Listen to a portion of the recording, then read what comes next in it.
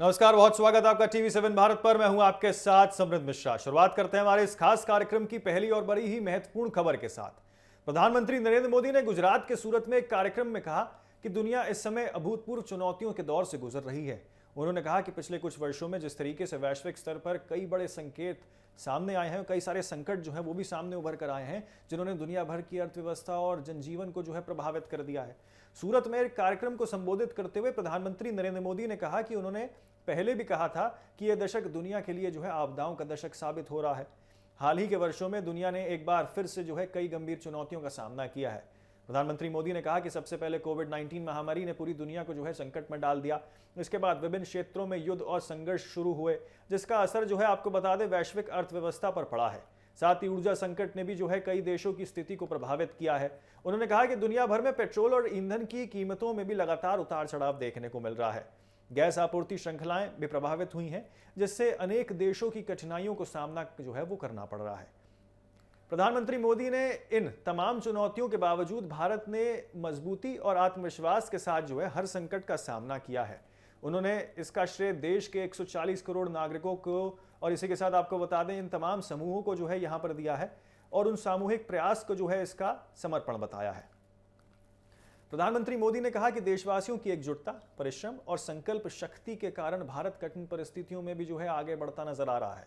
उन्होंने विश्वास जताया है कि आने वाले समय में भी भारत वैश्विक चुनौतियों का मजबूती से सामना करते हुए विकास की राह पे जो है आगे बढ़ता रहेगा। आपको भी सुनाते हैं आखिरकार क्या कुछ प्रधानमंत्री मोदी ने संबोधन में अपने कहा। साथियों, आज दुनिया अभूतपूर्व चुनौतियों के दौर से गुजर रही है। कुछ समय पहले मैंने कहा था कि ये दशक दुनिया के लिए आपदा का दशक सिद्ध हो रहा है। हमने बीते समय में एक के बाद एक वैश्विक आपदाएं देखी है। पहले बहुत बड़ा कोरोना का संकट आया, फिर जगह जगह युद्ध शुरू हो गए और अब इतना बड़ा ऊर्जा संकट, इसने पूरी दुनिया को अस्त व्यस्त कर दिया है। दुनिया भर में पेट्रोल की कीमतों में लगातार उतार चढ़ाव हो रहा है। गैस की सप्लाई चेन ध्वस्त हो रही है। लेकिन भाइयों बहनों, मुझे बहुत संतोष है कि 140 करोड़ भारतीयों के साझा प्रयासों से देश ऐसे हर संकट का मजबूती से मुकाबला कर रहा है।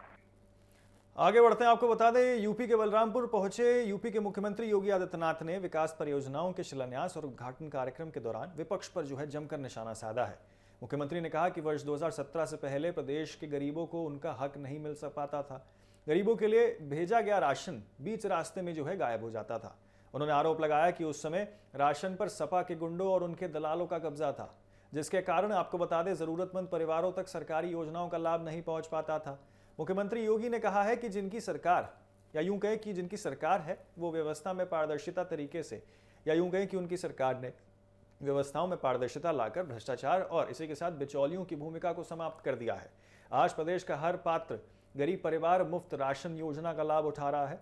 सरकार ये सुनिश्चित कर रही है कि किसी भी जरूरतमंद को यहाँ पर खान के लिए परेशान का सामना ना करना पड़े, यानी कि खाने की सामग्रियों के लिए जो है परेशानियों का सामना ना करना पड़े। उन्होंने कहा कि डबल इंजन सरकार गरीब कल्याण को सर्वोच्च प्राथमिकता दे रही है। राशन वितरण व्यवस्था को पूरी तरीके से डिजिटल और पारदर्शी बनाया गया है, जिससे लाभ सीधे पात्र जो है वो लोगों तक पहुंच रहा है। मुख्यमंत्री ने कहा कि सरकार का लक्ष्य केवल योजनाएं बनाना नहीं बल्कि उनका लाभ अंतिम व्यक्ति तक पहुंचाना भी है।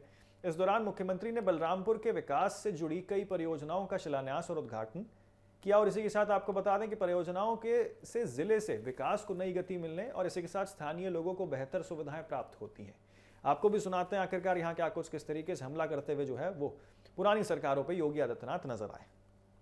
आज से 9 वर्ष पहले तक एक सपना था कि बनटांगिया गांव के लोगों के लिए कोई आवासीय पट्टा या उनको जमीन के पट्टे मिलकर के नागरिकता दे दी जाए। एक सपना था थारू जनजाति के लोगों के पास जमीन का पट्टा हो, उनके पास अपना मकान हो, उनके आवागमन की सुविधा हो, उनके लिए स्कूल हो। आज उनके पास हमने आने के बाद तत्काल प्रारंभ किया कि हर थारू जनजाति के व्यक्ति को अपना मकान देंगे। उनके पास एक मकान होगा, उनके पास जमीन का पट्टा होगा, उनके घर में शौचालय होगा और पात्रता की श्रेणी में आने वाले हर व्यक्ति को, किसी को वृद्धावस्था पेंशन, किसी को निराश्रित महिला पेंशन, दिव्यांग जनों को दिव्यांगजन पेंशन की सुविधा का लाभ देंगे। हर बच्चे को स्कूल तक भेजने का प्रबंध करेंगे। और मुझे प्रसन्नता है कि बेसिक शिक्षा परिषद में सबसे ज्यादा नामांकन करने वाले जनपदों में अब बलरामपुर जनपद हो गया है। बलरामपुर जनपद नए सत्र में सर्वाधिक नामांकन बलरामपुर जनपद में हुए हैं। यह शुभ लक्षण है। सीमावर्ती जनपद होने के नाते विकास की प्रक्रिया के साथ, तेजी के साथ आगे बढ़ रहा बलरामपुर अब विकास का एक मॉडल बनकर के तैयार कर रहा है। और बहनों और भाइयों, आज उसी विकास के इस मॉडल को प्रभावी ढंग से लागू करने के लिए हम सब आपके बीच आए हैं। आप याद करिए, 2017 के पहले गरीब को राशन नहीं मिलता था, नहीं मिल पाता था। ये सब राशन सपा के गुंडे खा जाते थे, उनके दलाल खा जाते थे। गरीब कहां? गरीब तो देखता रह जाता था। आज आपको हम लोगों ने कार्ड भी उपलब्ध करवाया है। हर गरीब को फ्री में राशन की सुविधा का लाभ भी प्रदान किया जा रहा है। कहीं कोई भेदभाव नहीं। हर पात्रता के अनुसार गरीब को मकान उपलब्ध करवाया जा रहा है। गरीब के घर में शौचालय उपलब्ध कराया जा रहा है। गांव में ग्राम सचिवालय का निर्माण किया जा रहा है। गांव में ही आय प्रमाण पत्र, निवास प्रमाण पत्र का भी वह सुविधा आज गांव में उपलब्ध करवाने का काम भी उपलब्ध कराया जा रहा है। गरीब के लिए उपचार के लिए आयुष्मान भारत की सुविधा उपलब्ध करवाई जा रही है। गरीब बच्चों के लिए स्कॉलरशिप की सुविधा भी उपलब्ध करवाई जा रही है। 2017 के पहले सपना हुआ करता था। बहनों और भाइयों, एक और गरीबों को गरीब कल्याणकारी योजनाओं का लाभ, दूसरी तरफ विकास की मुख्य धारा के साथ जोड़ करके उनके उत्थान को आगे बढ़ाना, नौजवानों के लिए रोजगार, अन्नदाता किसानों को शासन की योजना के साथ जोड़ने का कार्यक्रम, बहन और बेटियों की सुरक्षा की पुख्ता व्यवस्था करना और सरकार की घोषित योजना के अंतर्गत की सुविधा का लाभ, योजना का लाभ बिना भेदभाव के सभी समाज के तबके को उपलब्ध करवाएंगे। कोई भेदभाव नहीं, न जाति का, न मत का, न मजहब का, न क्षेत्र का, न भाषा का। सबका साथ और सबके विकास के भाव के साथ प्रधानमंत्री मोदी जी के विजन के अनुरूप हर व्यक्ति तक योजना का लाभ उपलब्ध करवाएंगे, हर को सुरक्षा उपलब्ध करवाएंगे। आगे बढ़ते हैं। आपको बता दें कि कांग्रेस अध्यक्ष मल्लिकार्जुन खड़गे ने शुक्रवार को कर्नाटक से राज्यसभा चुनाव के लिए अपना नामांकन पत्र दाखिल कर दिया। खड़गे कांग्रेस उम्मीदवार के तौर पर आपको बता दें चुनावी मैदान में है। उनके नामांकन के दौरान पार्टी के कई वरिष्ठ नेता भी मौजूद रहे। कर्नाटक विधानसभा परिसर स्थित विधान सौध में आयोजित नामांकन प्रक्रिया के दौरान लोकसभा में नेता प्रतिपक्ष राहुल गांधी, कर्नाटक के मुख्यमंत्री डीके शिव कुमार, पूर्व मुख्यमंत्री सिद्धरमैया, कांग्रेस महासचिव रणदीप सिंह सुरजेवाला, केसी वेणुगोपाल समेत कई मंत्री और वरिष्ठ नेता जो है वो मौजूद रहे। अधिकारियों के अनुसार मल्लिकार्जुन खड़गे ने अपना नामांकन पत्र विधानसभा सचिव एमके विशालक्षी को जो है वो सौंपा है। इसी के साथ आपको बता दें कि वर्तमान में खड़गे राज्यसभा में विपक्ष के नेता भी हैं। राज्यसभा सदस्य के रूप में उनका मौजूदा कार्यकाल आपको बता दें 25 जून को समाप्त हो रहा है।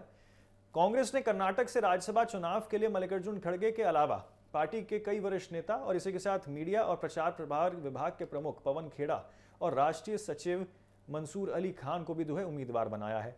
पार्टी सूत्रों के मुताबिक पवन खेड़ा और मंसूर अली खान भी जल्द जो है अपना नामांकन दाखिल करेंगे। मंसूर अली खान ने वर्ष 2024 में लोकसभा चुनाव में बैंगलोर सेंट्रल सीट से चुनाव लड़ा था। हालांकि उन्हें हार का सामना जो है वो करना पड़ा था। इसके बावजूद पार्टी नेतृत्व ने उन पर भरोसा जताते हुए राज्यसभा चुनाव के लिए जो है उन्हें उम्मीदवार बनाया है।